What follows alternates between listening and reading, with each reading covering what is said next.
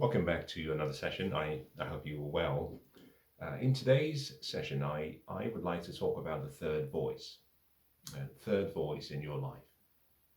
Whenever I have um, been in a position of either interacting with people about recent changes that they may have experienced in their lives, whenever I've dealt with people who say that things have been working out for me for a while, and of late or recently there have been changes in my life, outcomes that I am seeing that are slightly different to the results I used to get previously, and the outcomes I have presently are not necessarily uh, desired.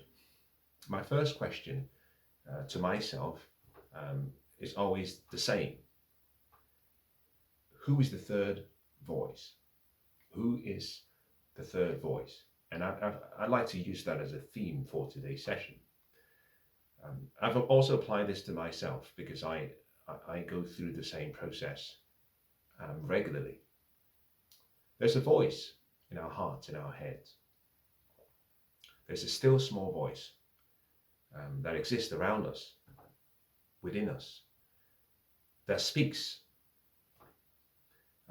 The voice in our head is normally very loud, is normally encouraged by the noise around us.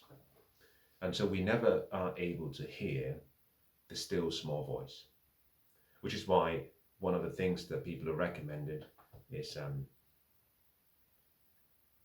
meditation or silence. You know, someone says all of human suffering stems from all of man's suffering stems from his inability to sit in a room quietly and do nothing. That's where our suffering comes from, and that suffering is by virtue of the fact that we just do not listen. And because we are not attentive to that small voice within, we suffer by virtue of the fact that the voice is saying, sweetheart, go that way, or sweetheart, wait, or son, don't make that decision. But the noise around us, and that noise might be coming from friends, family, associations, influence, music, news, but whatever we are exposed to, sight, sound, association, all of that comes together and numbs out the voice within us that is speaking to us. Remember, that voice is intelligent.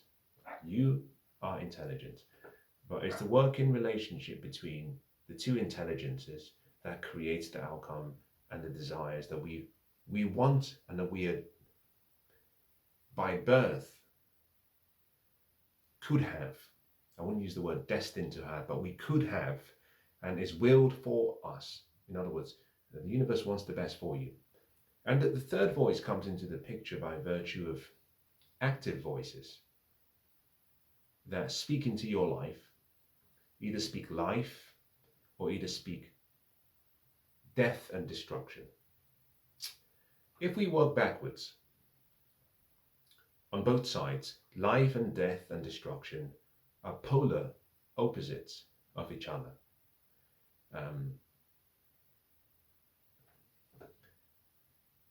Ignorance creates a state in each and every one of us that leads to worry and that leads to doubt. Worry and doubt, if persisted over a period of time, if we repeat worry and concern and doubt, we have fear. Now, what is strange is that we are not supposed to be fearful as humans, because we are made in the image and in the likeness of God. We are spirits, and we've been given this bridge that disconnects or connects us between our physical reality and our spiritual, which is the intellect or the mind. But we live in a physical body. Yes, there are limitations to what the body can and cannot do, but there is no limitation to spirit and mind. That fear, which has come from the worry and the doubt, unfortunately, also comes from ignorance, not knowing who we are, will manifest itself through the only physical form that it can, which is the housing that we have, the physical body. And whenever we have fear expressed through the body, we have anxiety, we are anxious about something. That anxiety for most people Especially you go to the NHS's website, and whenever you're anxious, they medicate you. For some other people, we suppress directly the anxiety. Over time, that leads to depression. So most people's depression is that they're not expressing themselves.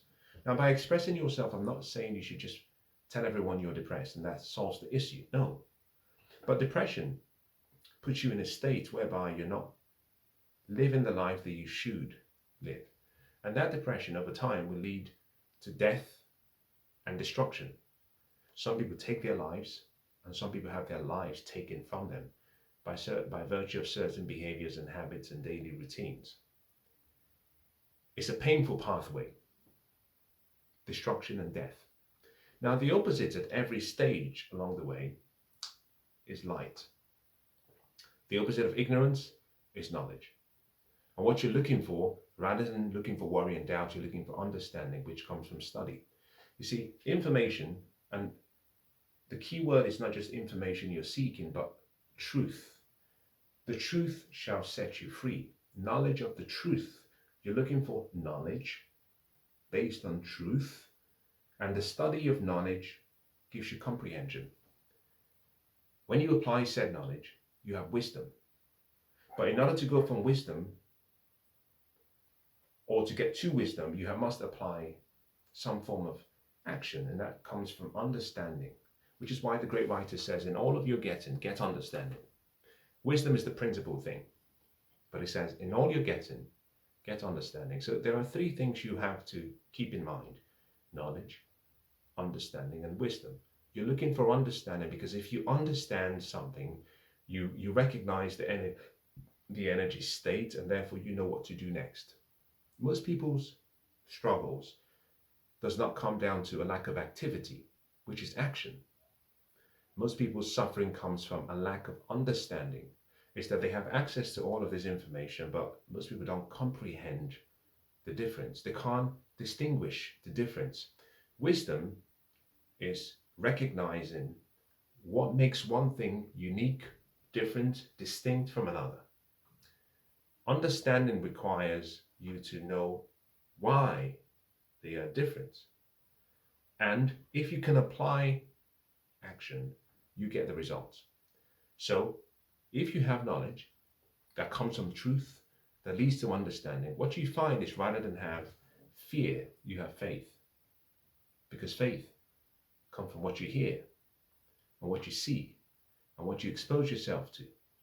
It comes by virtue of things that come through to you through your sensory faculties and how you use your intellectual faculties. Faith is the opposite of fear. Faith comes by what you hear. Faith leaves by what you hear. Fear comes by what you hear. Fear leaves by what you hear. Whenever there is a negative third voice in your life, it means you're being fueled with new information that creates fear. And therefore faith leaves. The law of displacement, the law of substitution. Faith simply leaves because faith and fear cannot cohabit. They're opposites. Now, if you have faith, rather than be anxious, you actually express yourself.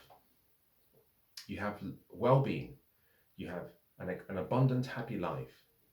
You find actually that, unlike depression that causes people to slow down, with faith and expression, you accelerate. You can actually find people who have faith. They don't actually see obstacles. The obstacle must give way because such people have such a strong faith that they believe they can move a mountain. There are people who have such a strong faith that they believe that they can say to a mountain, move, and the mountain will move from its position to another position. Now, most people will say scientifically, that's not possible. But what if that mountain is a mountain in your heart and in your mind and in your subconscious? Of course, you can move a mountain if that mountain is in your pathway. And so that faith that leads to wellness and well-being and allows you to accelerate in life creates life. What we all have to do is take account of where we are. And that requires looking around and saying, what are my results? Your results never lie. We all get outcomes. We may not get the goals we want, but each and every one of us always gets an outcome. A goal is something you desire, something you want to be, something you want to do, something you want to have. We don't always get what we want to be, what we want to do, what we want to have, but we always get an outcome. There's always a result that we get. And so all we have to do is look at our outcomes, our results, and our results tell us who we are inside, and therefore tell us what voice is animating our lives. And the first step is always, if your results are not what you want or desire, what voice, what third voice has been around you, speaking to you or speaking through you? What are you seeing? Secondly, what vices have you found yourself embracing of late? You see, purity does not go hand in hand with vices, which is why the great writers would tell you whatever is pure, whatever is praiseworthy, whatever is of good report, think on those things.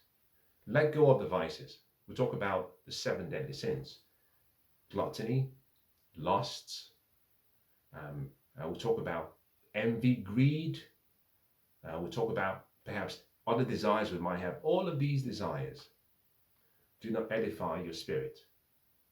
And therefore, in pursuit of any of your vices or any of your, you might say, desires of the heart, always keep in mind that it's taking something from you, because you're substituting the good for the average, or you're substituting for the average for the bad. And what you're being called for, especially the right third voice, will be calling you towards your maximum excellent position.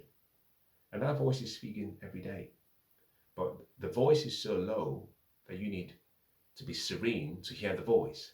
And if there is a third voice in your life, and for most people it's a friend, it's their mothers, it's their sisters, their brothers, their fathers, their brothers, their nieces, their peer group.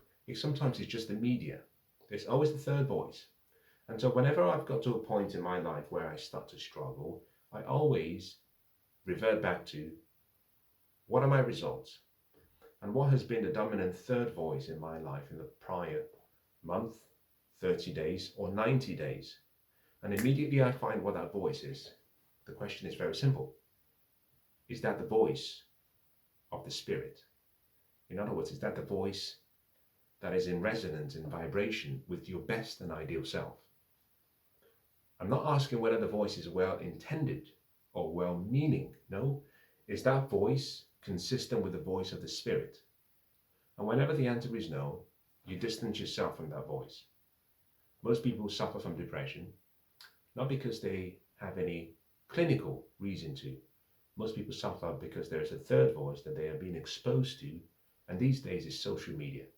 And if social media is not really the cause, the social media is a clinical picture. There are people who get positive news from social media.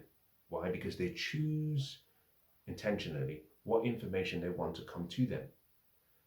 If you do not select and put gates on the various, you might say, sensory inputs, access pathways to your life, it means any and everything will come to you. People are dumping their nonsense on you on a daily basis. And so you have to be vigilant.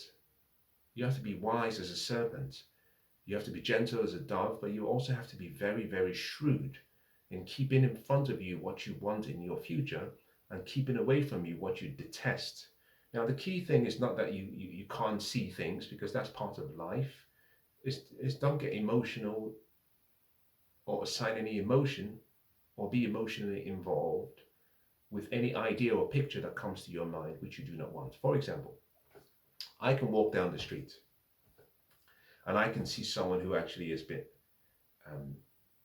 is in a state that perhaps is just not right. Hunger, abuse, suffering, whatever it might be. And I can have an emotion towards them where I wish them well. And I can even help them myself. But what I do not do is I do not assign, and this is perhaps part of the human struggle, is that we have the ability to empathize and we have the ability to sympathize. They are not synonymous.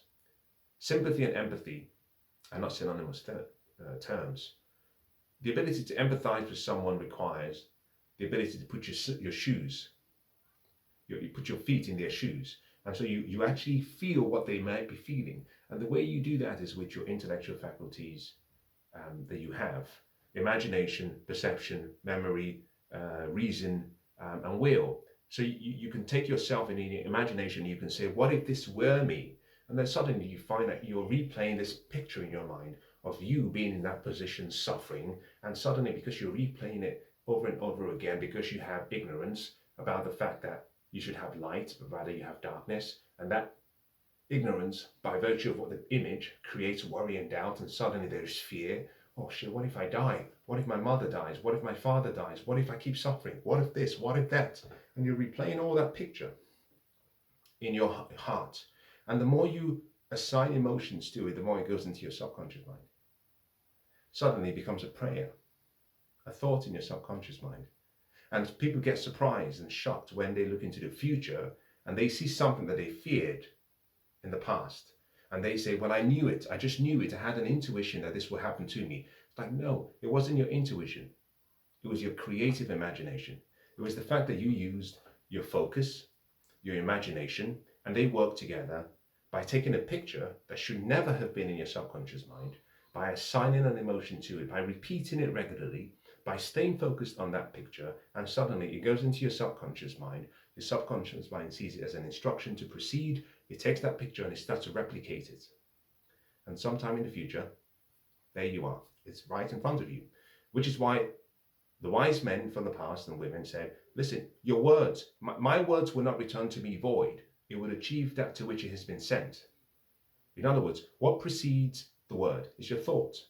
Your words are simply your thoughts covered in the physical manifestation of life. So wherever you see in your life, you have attracted. You have attracted either by your intentions, either by your creative ability, or either by your focus. Nothing happens to you.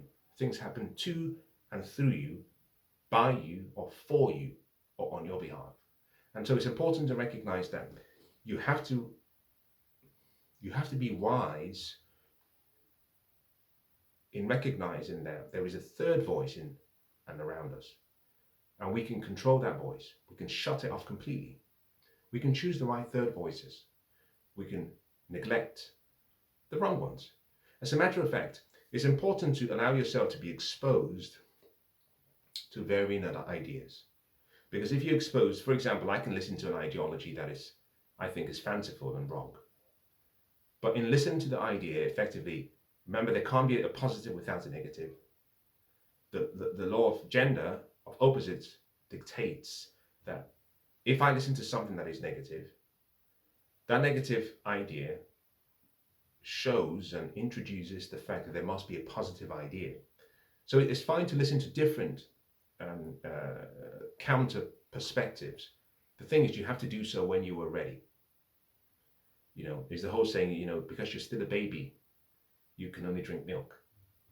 But when you become an adult, your palates have developed and you can say, I like savory stuff and I like sweet stuff, I like sour stuff. But as a baby, your palates are not developed. And I'm saying, keep the third voice in check until you become an adult. And you can then choose and distinguish and you can entertain. See, true intelligence lies in the ability to hold two opposing ideas in the mind at the same time, whilst still retaining the ability to function. I can disagree with your worldview. I can even entertain your worldview. For the sake of the argument, I can actually say, well, let's assume for the argument that your premises of the argument are correct. And I can test your logic using your worldview, but I don't have to accept your worldview. I can still hold to my worldview, test your worldview, listen to your worldview, and then compare yours to mine and ask a simple question. What works? So as I end today's session, I will simply say, think about your life. We all have a third voice. Audit your life and simply answer a few questions. Number one, am I happy with the outcomes or the results in my life? Are the results at present any different from the results I was getting 30, 90, 120 a year from today? Are the results consistent with where I want to be in 100, 180, 260, whatever days? Wherever there is a discrepancy between all those questions, it means you have to stop and audit and say, well, What changes happened in my life in the past 6 months, 3 months, 1 year, 2 years? And identify what voices influence you. And once you've done that, you will find that you're able to identify the third voice, and then you can decide whether that voice is the voice of the Spirit or if the voice is the voice of another. And then you can exclude that voice, or you can encourage that voice to remain, especially if it's a good voice, if it's an edifying voice, if it's a voice of the Spirit. I hope today's session has been useful.